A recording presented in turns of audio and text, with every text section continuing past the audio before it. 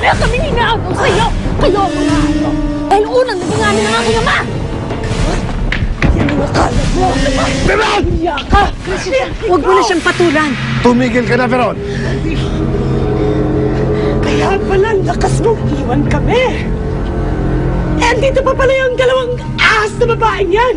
Huwag mong saktan ang anak ko! Sana ngayon naging ahas na lang ako pang kanina pa kita natuklaw! Ano tayo? Sinabi ng huwag mong saktan ang anak ko!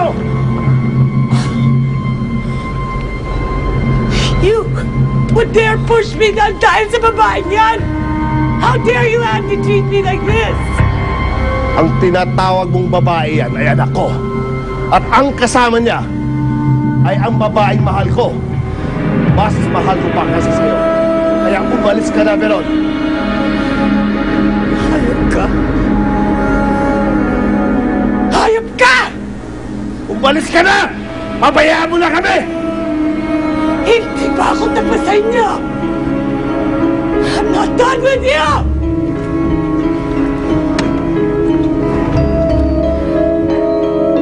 Maging dito ay hindi matuntun ng aking paningin. Kung nasaan sila Grazilda, ipagpatawad mo, ngunit hindi ko talaga matukoy kung nasaan sila. Kaya nga si Eric ang pinadukot ko sa inyo. Dahil mas madali siyang dukutin kesa kay Grazilda. Ano ba talaga ang balak mo sa ating biyag, mahal na Fabiola? Si Eric lang ang gagawin kong sumo upang magbalik dito sa Fantasia si Grazilda. Kailangan nang magwakas ang aking pakikipagdigma sa aking mga kaaway. At walang pinaka-mainam na lugar kundi dito sa Fantasia, kung saan mas malakas ang aking kapangyarihan. May masakit ba sa'yo? Labis ka ba nasaktan ni Veron? Hindi na. Huwag din akong lalahanin. Pasensya na kayo kay Veron. Hindi ko alam kung paano yan tayo natuntun dito. Pero sigurado ako papalik yun. Subukan niya. Dahil hindi ako mangingibing labanan muli siya. Hindi, Grazilda. Hindi ka na makikipag-away sa kanya. Fernando, ayoko na ng gulo.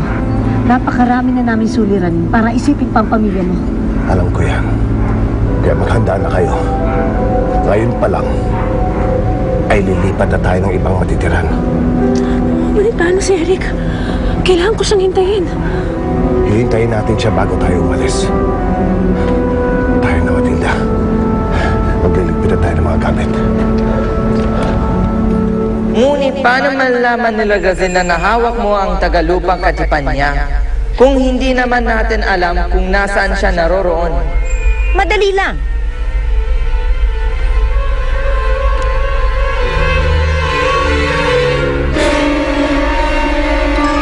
Ulat! Inuutusan kita maging tagapaghatid ng aking masamang balita. Sabihin mo kay Grazilda na meron ako sa kanya munting sorpresa. Ipakita mo to sa kanya.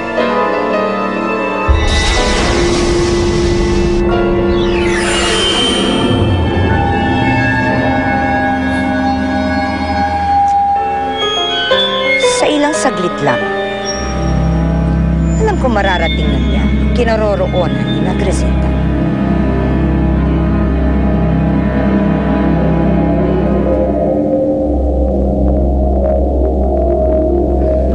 Hindi ako pwede maging bihag ni Fabiola. Hindi ako pwede makulong dito. Pero paano naman ako makakatakas?